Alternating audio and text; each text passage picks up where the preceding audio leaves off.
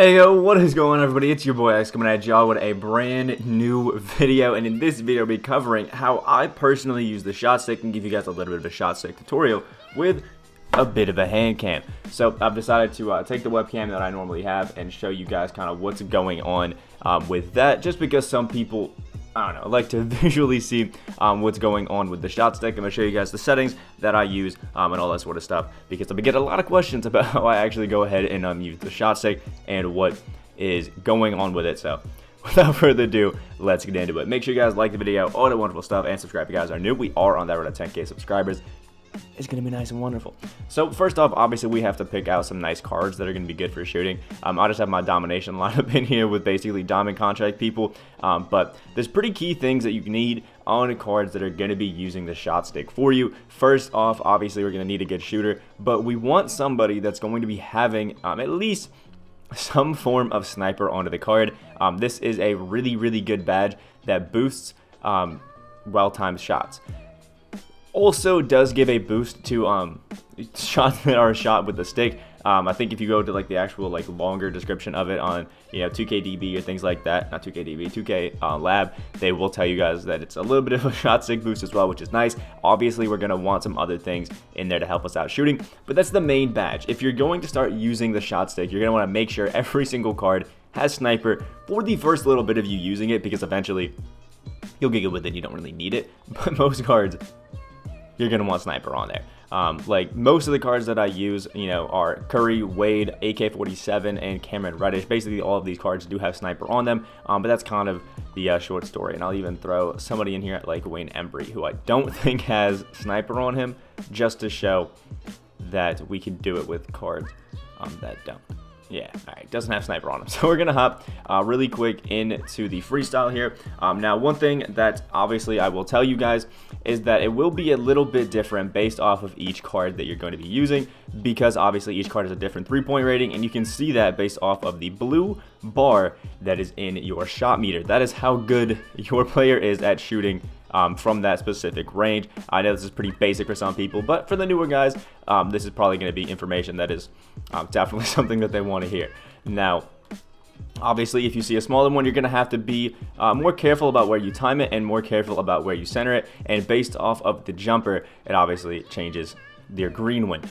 So what we are doing for our settings here is going to be going down to controller settings, and this is how I have mine currently set up.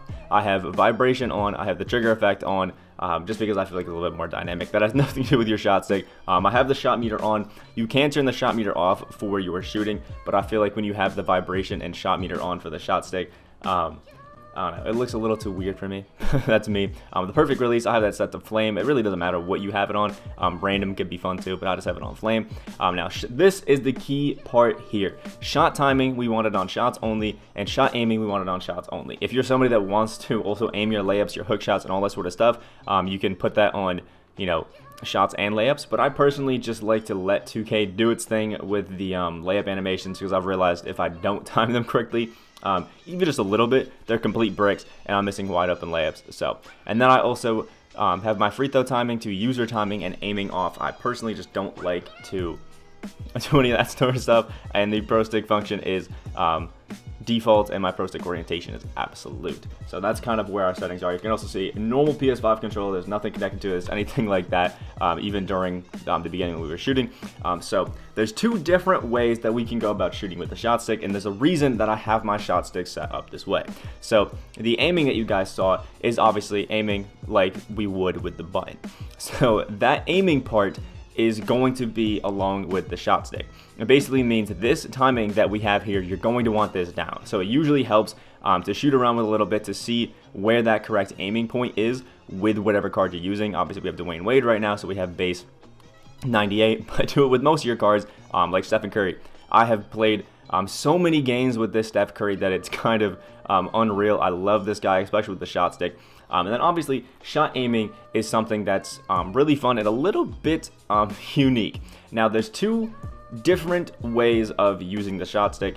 There's obviously just pulling it down at random and hoping that you got it correctly, or actually thinking about the timing that you guys have on it and that sort of stuff. If you guys randomly just pull down and just hope for the best, you'll see that it really varies where that blue marker pops up. So how that works is if we pull this down too slow according to 2K, you'll see our left bar pops up to the left. Our center release window pops up a little bit over to the left. You can see that if we pull it too slow. Now it's hard to do it, but if you pull it too quick, it will pop up to the right. I've found that it's actually really hard to pull the stick down too fast. So that's personally just kind of me. You'll see that it pops up to the left, you're too slow, but odds are most of the time you won't be pulling the stick down too quick unless you have pulled the stick down before the guy has even caught the ball. Then it'll pop up to the right, because the timing, if I'm being honest, I'm pulling down the stick is a little bit faster than I would like. So basically what we want to do is come in here and practice, obviously, pulling down the stick at a decent time. And even if we don't, you want to work on starting it a little bit over and then moving the stick over to that center release. Obviously, that's the basic of the shot stick.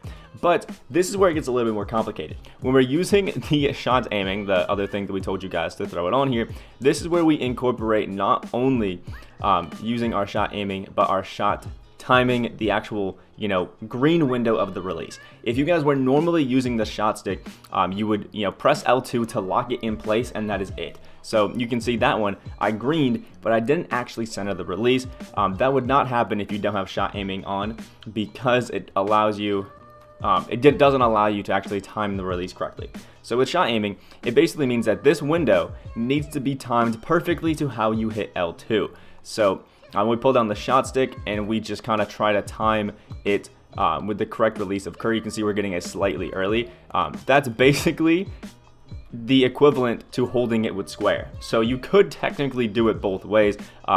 It's a little bit harder, but there you go. You can see we had the aiming right, but we hit L2 at the correct time in the green window, so we actually got a green. And that's how I've been able to be so consistent with the shot stick, is that not only do I know Curry's timing with square, but I actually can decently aim with the shot stick. So that's kind of where you mesh the two together, and that's why I kind of say this takes a lot of practice, because you need to know all of your players' releases so that you can get those excellence even when you don't aim it correctly, and then you can actually aim it correctly and get excellence, which is great. And this is why we need sniper, is because sniper, boosts our green window just a little bit, helps us shooting at a lot of these, and it actually, I've noticed, it makes the stick move just a little bit slower in those little times that you're moving the stick around to really help out. And this applies to every different type of shot, and that's why off dribbles are so overpowered, because you can get used to one release, like the Curry off dribble here, and basically do it correctly at the exact same time, and it's really no problem. A lot of people are getting the normal off dribble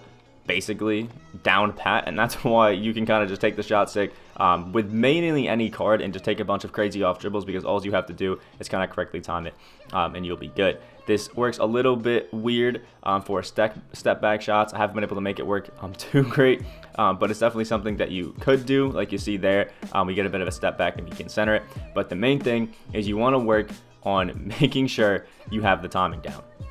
So my recommendation would be use cards that have pretty fast releases. Dwayne Wade and Steph Curry are two really good options, but cards like Wayne Embry still can be, good options, even though they do have a bit of a slower release. You just have to make sure that you're moving your shot stick and locking in based off of the correct time, because obviously the jump shot's a little bit slower. But you can see our blue shot meter here is a little bit smaller, but we can still get center releases. We can still do great.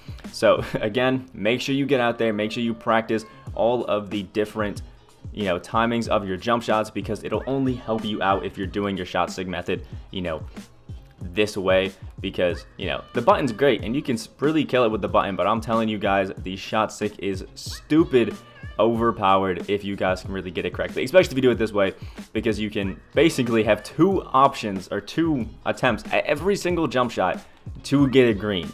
And the button's great, but this game really feels like it was meant to be a shot stick game, and really use it for it, because you can absolutely kill it and destroy some teams with a shot stick. I mean, I'll go back really quick here and show you guys some of the shooting percentages that I've done with my cards to get to this point, with the shot stick, to show you that it really can work pretty well. There's some cards like Baron Davis that I've quit out of the games. People have quit out of the game, so I don't have too many.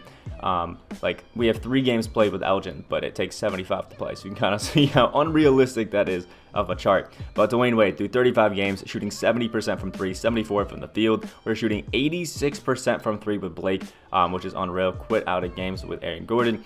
Steph Curry, through 150 games, but I've played well more than that. We're shooting 64% from the field. We're shooting 50% from the 3 with Wayne Embry, which is kind of an unreal stat here. Somebody else that I use a lot, Cam Reddish, shooting 63%. Chris Mullin shooting 54%.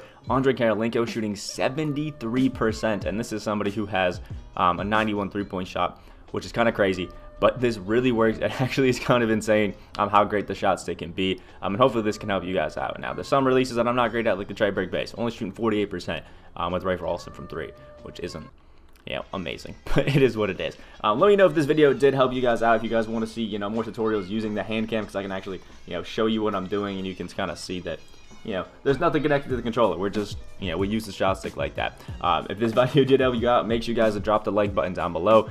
Comment, if you already use the shot stick, if this did help you out, have you been using shot aiming, all that wonderful stuff.